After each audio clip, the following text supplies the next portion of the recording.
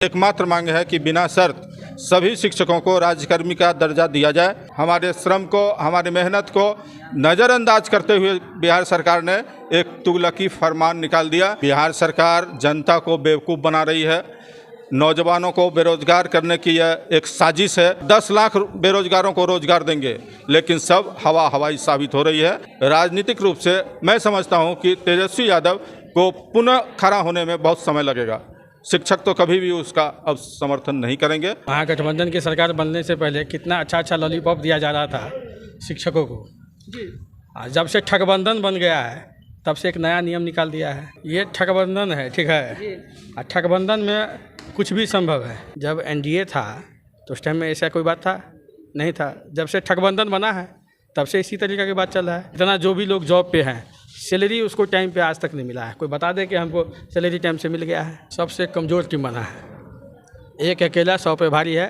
हर हर मोदी, घर घर मोदी। कांग्रेस को अगर सिग्नल देते हैं तो हम कहते हैं बिहार में भी इसको सीट बराबर बांट के दे दीजिए ना, तब ना समझेंगे सिग्नल। आप ठग रहे हैं कांग्रेस को भी। पलटू राम लगातार आपका नाम लगा है, आगे भी रहेगा। इसका मतलब हम लोग को मानसिक रूप से प्रताड़ित कर रहे हैं वे, और इसका खमियाजा उनको निश्चित रूप से भुगतना पड़ेगा। चूँकि हम शिक्षक जो है ना, उसको राष्ट्र निर्माता की दर्जा दी गई है। अन्याय हो ही रहा है, अन्याय हो ही रहा है। शिक्षक यहाँ पढ़ाएंगे कि आप वो परीक्षा की तैयारी करेंगे। तेजस्वी यादव के बारे में क्या कहें, वो तो पलटू राम के साथ मिलकर के खुद पलटू हो गया। कहावत है कि जाके पैर न फटे बेमाई, वो क्या जाने पीर पढ़ाई। जिसको शिक्षा अपना खुद प्राप्त नहीं किया है, उस शिक्षा का महत्व तो क्या जाने। खुद अपना जो है तो एक बार जब उप मुख्यमंत्री बने हैं तो कम से कम मैट्रिक का एग्जाम, इंटर का एग्जाम पास करके तो देखे। को ठगना होता है, समाज को रसातल में धसाना होता है, तो बड़े बड़े वादे करते हैं, लेकिन बाद में पलटू राम के साथ मिलकर के आप भी पलट जाते हैं। अभी भी समय है, आप संभल जाइए। उसकी संगति गलत हो जाने के कारण वह भी जो है उसी संगत में चले गए हैं। नमस्कार, मिथिला प्रेस देख रहे हैं आप, और अभी हम लोग हैं मधुबनी जिला के खुटौना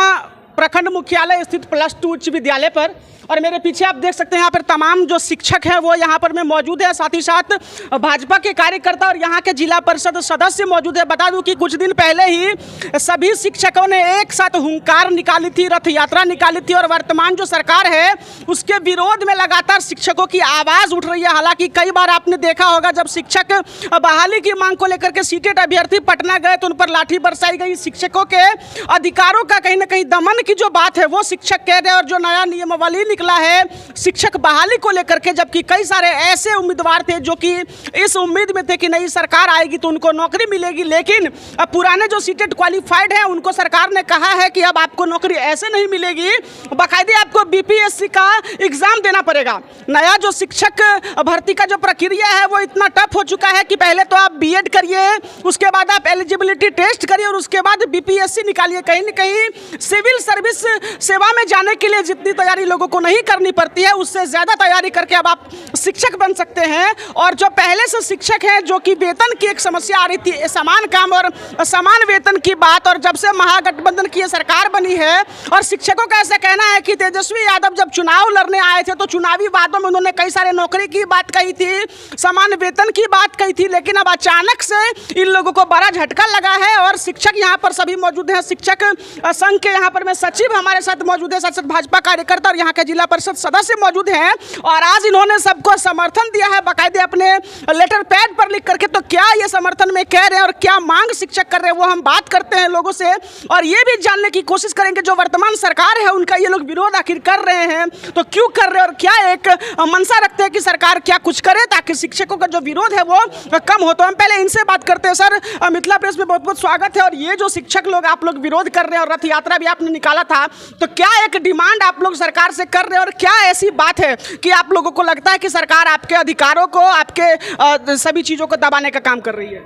जी, आपको भी धन्यवाद। हम लोगों का सबसे मुख्य मांग है और एकमात्र मांग है कि बिना शर्त सभी शिक्षकों को राज्यकर्मी का दर्जा दिया जाए। हमारे श्रम को, हमारी मेहनत को नज़रअंदाज करते हुए बिहार सरकार ने एक तुगलकी फरमान निकाल दिया कि सभी नियोजित शिक्षकों को पुनः परीक्षा देनी होगी राज्यकर्मी का दर्जा प्राप्त करने के लिए।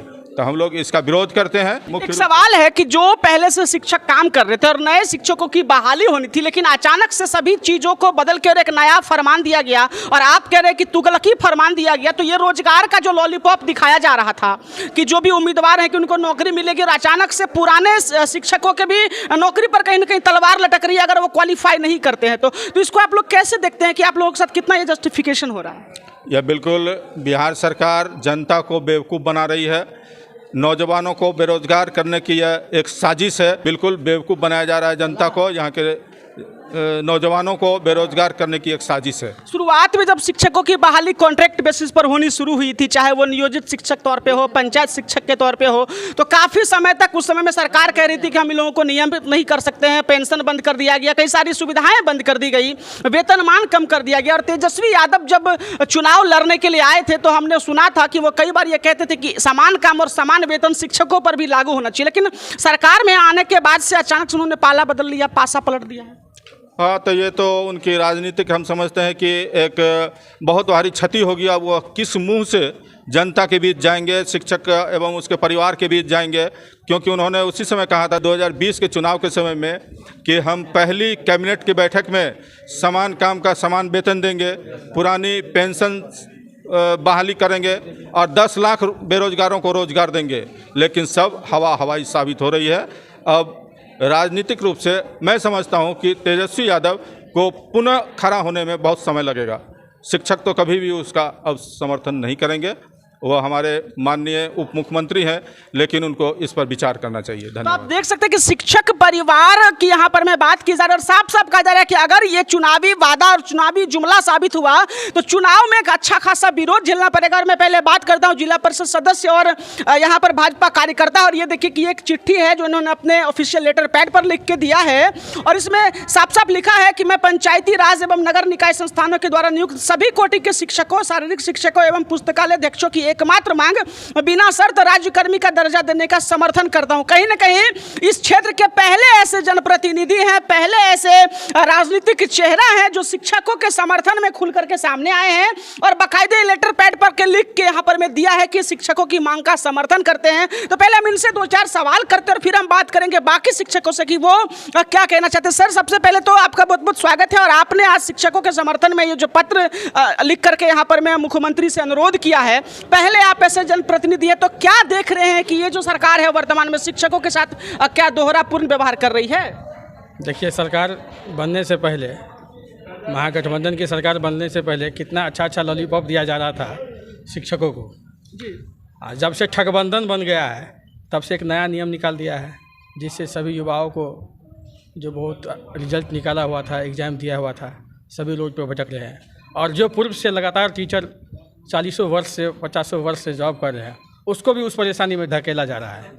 तो कहीं ना कहीं उसकी समर्थन में हमको उतरना पड़ा। आगे तक उतरते रहेंगे जहां तक इन लोगों को मांग को पूरा नहीं किया जाएगा। तेजस्वी यादव जब चुनाव लड़ने के लिए मैदान में आए तो उन्होंने कहा था कि समान काम समान वेतन मिलना चाहिए, शिक्षकों को पेंशन मिलना चाहिए और 10 लाख रोजगार की भी बात कही थी। तो ये अचानक से क्या ऐसा हो गया कि जो ऐसे उम्मीदवार जो कि नौकरी का इंतजार कर रहे थे, जो कि बूढ़े होते जा रहे हैं, जो बाल बच्चेदार हैं और सीटेट निकाल के पटना में विरोध प्रदर्शन करते रहे कि अब नौकरी मिलेगी तब नौकरी मिलेगी, और अचानक से ये नया सिस्टम डेवलप कर दिया बाकायदे की BPSC निकालिए तब जाकर के टीचर बनिए, या पहले से भी जो टीचर है उनकी भी नौकरी पर तलवार लटक रही है, क्या है ये ठगबंधन है, ठीक है।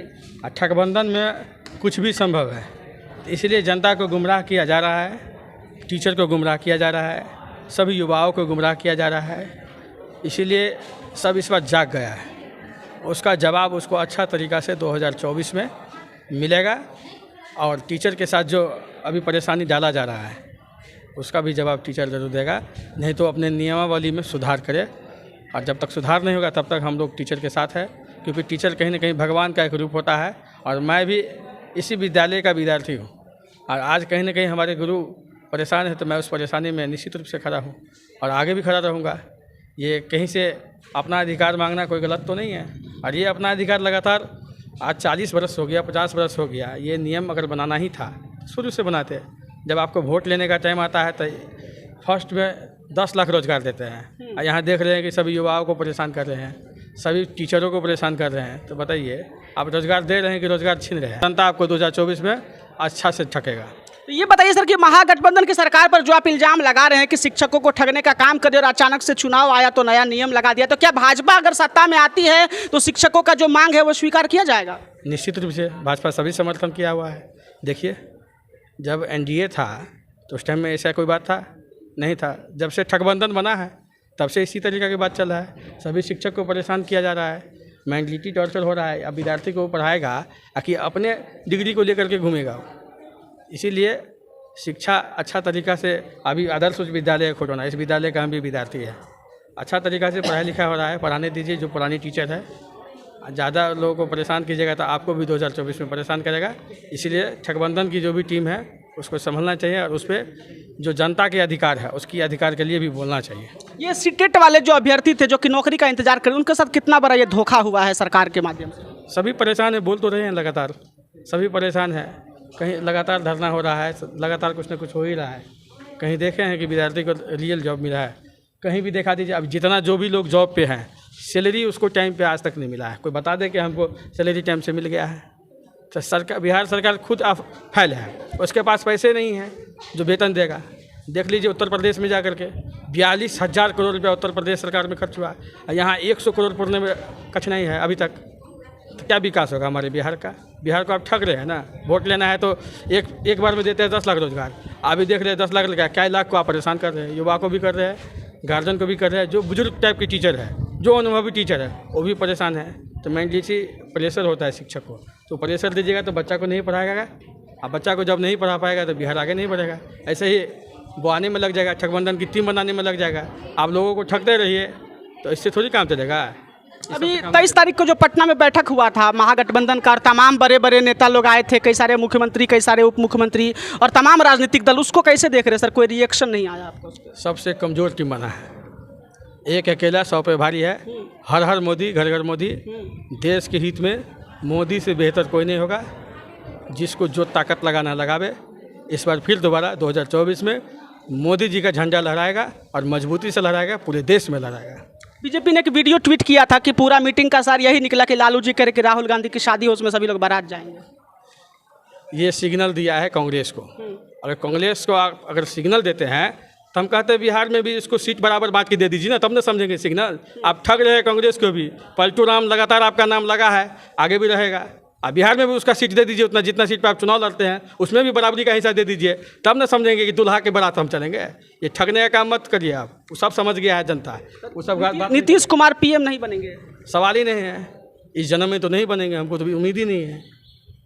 तो देख सकते हैं कि भाजपा कार्यकर्ता है, हालांकि राजनीतिक रूप से भी यहाँ पर टिप्पणी कर रहे हैं और शिक्षकों के समर्थन में है यहाँ पर। सर, ये क्या आप लोगों का जो विरोध है और आपके समर्थन में यहाँ के जनप्रतिनिधि आए हैं, तो क्या आप लोगों की मांग है? और पटना भी आप लोग में अभी जाने की जो आप लोगों की तैयारी, तो क्या हुआ कि सरकार आप लोगों की बात नहीं सुन रही है? क्या कहूँ, ये तो सभी शिक्षकों को पूरे बिहार में मानसिक रूप से प्रताड़ित करने का काम करने के लिए जा रही है। हम लोगों को केवल एक मांग है, बिना शर्त राज्यकर्मी का दर्जा। और वे कह रहे हैं अब जो सभी शिक्षकों को परीक्षा में पास कीजिए। सरकार इससे पहले बोली थी तेजस्वी यादव, जो मैं सरकार में यदि आ जाता हूं तो मैं पहले ही कैबिनेट में 10 लाख शिक्षकों में 10 लाख सरकारी नौकरी मैं दूंगा। इसमें आप जैसे नया जनरेशन को देना चाहिए था 1,70,000 सीट, और आप उस 4 लाख शिक्षक को कहते हैं जो पुनः परीक्षा दीजिए उसमें, तो फिर नया जनरेशन तो ज्यों का त्यों रह गया। नई नौकरी देनी चाहिए, नई बहाली करनी चाहिए, वो नहीं करके पुराने ही बहाल टीचरों को वापस से एग्जाम दे करके तुमको फिर से अपॉइंट करेंगे। जी, इसका मतलब हम लोग को मानसिक रूप से प्रताड़ित कर रहे हैं वे, और इसका खमियाजा उनको निश्चित रूप से भुगतना पड़ेगा। चूँकि हम शिक्षक जो है ना, उसको राष्ट्र निर्माता की दर्जा दी गई है ना। हम लोग जिसको निर्माण कर देंगे उसको निर्माण कर देंगे, और निर्माण करने के साथ साथ वो खुद समझ जाएंगे जो आने वाले चुनाव में उनकी क्या दशा होगी। यदि शिक्षकों को इस तरह से यदि वे ऐसा करते हैं तो उनको भी इस खमियाजा का जिसे उनको भुगतना पड़ेगा। इसमें क्या आप कह रहे हैं कि राजनीतिक तरीके से शिक्षक इसका बदला लेंगे अगर उनके साथ अन्याय होता है? तो अन्याय हो ही रहा है, अन्याय हो ही रहा है। अब किसी को 2 वर्षों की सेवा रह गई है, किसी को 4 वर्षों की सेवा रही है। अब बताइए, बच्चे वे शिक्षक यहाँ पढ़ाएंगे कि अब वो परीक्षा की तैयारी करेंगे? तो देख सकते हैं कि शिक्षक हैं और साफ साफ कह रहे हैं कि मेंटली कहीं ना कहीं टॉर्चर किया जा रहा है, जो कि ऑलरेडी पहले से सर्विस में हैं और उनको ये परेशानी है कि वो बच्चों को पढ़ाए, विभागीय कामकाज को देखे या फिर बीपीएससी की तैयारी करे। हालांकि ये तैयारी काफ़ी टफ होती है और जो रेगुलर स्टडी मोड में बच्चे होते हैं वो तो काफ़ी मुश्किल से उसको निकाल पाते हैं, लेकिन शिक्षकों के साथ जो ये रवैया है कहीं ना कहीं तब सभी लोग इसका विरोध कर रहे हैं। और यहाँ पर हमें जानकारी मिली थी और मैं आपको निश्चित रूप से बता दूं कि बिहार में वर्तमान में जो शिक्षा का हाल है, जो शिक्षक हैं उनको बाकी इतने सारे कामों में उलझा के रखा जाता है। कभी पोशाक का डिटेल्स भेजो, कभी साइकिल का भेजो, कभी नैपकिन का भेजो, कभी वो करो, कभी जनगणना करो, कभी फलाना करो, चिलाना करो, ये बाकी कामों में शिक्षक को उलझाए रखते हैं। और वास्तविक जो शिक्षा उनका मेन काम होना चाहिए वहां से शिक्षक डाइवर्ट हो जाते हैं ऐसे में। और फिलहाल ये जो फरमान है नया बीपीएससी वाला, इसको बाकायदे यहाँ पर जो सचिव महोदय हैं तुगलकी फरमान यहाँ पर उन्होंने सीधा सीधा बताया। एक और शिक्षक हम इनसे आखिरी में बात कर लेते हैं कि क्या ये कहना चाहते हैं। दरअसल ये बताइए कैसे देखते हैं तेजस्वी यादव के स्टैंड को? तेजस्वी यादव के बारे में क्या कहें, वो तो पलटू राम के साथ मिलकर के खुद पलटू हो गया। कहावत है कि जाके पैर न फटे बेमाई, वो क्या जाने पीर पढ़ाई। जिसको शिक्षा अपना खुद प्राप्त नहीं किया है उस शिक्षा का महत्व क्या जाने, और समाज में शिक्षा क्या होती है इसका क्या महत्व जाने, है ना। तो खुद अपना जो है जो एक बार जब उप मुख्यमंत्री बने हैं तो कम से कम मैट्रिक का एग्जाम, इंटर का एग्जाम पास करके तो देखे जो क्या होता है पढ़ाई और शिक्षक कैसे पढ़ाते हैं बच्चे को। और अब इलेक्शन जीतना होता है, जनता को ठगना होता है, समाज को रसातल में धंसाना होता है, तो बड़े बड़े वादे करते हैं, लेकिन बाद में पलटू राम के साथ मिलकर के आप भी पलट जाते हैं। इसलिए मैं यह महागठबंधन की सरकार से आग्रह करना चाहता हूं कि अभी भी समय है, आप संभल जाइए, नहीं तो ये इसका खामियाजा आपको हम लोग सारे शिक्षक समाज मिल करके ईंट से ईंट बजा देंगे। तो आप क्या कहना चाह रहे हैं कि जिस तरीके से नीतीश कुमार को पहले तेजस्वी और तेज प्रताप पलटू चाचा कहा करते थे, पलटू राम कहा करते थे, उनके साथ आने के बाद भी तेजस्वी में विसंगत चला गया है, क्या संगत से गुण होता है, पलटू राम हो गए? हाँ, वह उसमें भी विसंगति चली गई है। उन्होंने जो वादा किया था और शिक्षकों को इस पर विश्वास था, वह आने के बाद जो युवा वर्ग है और हम लोगों को युवा के लिए वह और समाज में युवा वर्ग के लिए कल्याण करेंगे, लेकिन वह उसकी संगति गलत हो जाने के कारण वह भी जो है उसी संगत में चले गए हैं और उसका खामियाजा आने वाले समय में उसको बुरी तरह से भुगतना पड़ेगा। तो आप देख सकते हैं कि शिक्षक यहाँ पर मैं अच्छा खासा विरोध कर, उनका साफ साफ कहना है कि जिसने खुद एक लेवल का एजुकेशन नहीं हासिल किया, जो मैट्रिक पास नहीं कर पाया, वो बीपीएससी के एग्जाम ले रहा है उन टीचरों से जो पहले से सर्विस में है। अगर और देखिए बीजेपी नेता कार्यकर्ता और यह सुना रहे हैं एक अकेला कितनों पे भारी। और ये देखिए वीडियो, ये वही वीडियो है जो अभी पटना में मीटिंग हुआ था इन लोगों का। तो कहीं ना कहीं राजनीतिक भी टिप्पणी है और फिलहाल ये साफ साफ कह रहे हैं कि जो बीपीएससी का एग्जाम लेने के लिए बैठा है वो कहीं ना कहीं एक बार खुद मैट्रिक और इंटर का एग्जाम दे, तो निश्चित रूप से शिक्षकों की जो मांग है वो सुनी जानी चाहिए। फिलहाल और भी खबरों के लिए आप बने रहिए हमारे साथ, आप देखते रहिए मिथिला प्रेस। जय हिंद, जय भारत।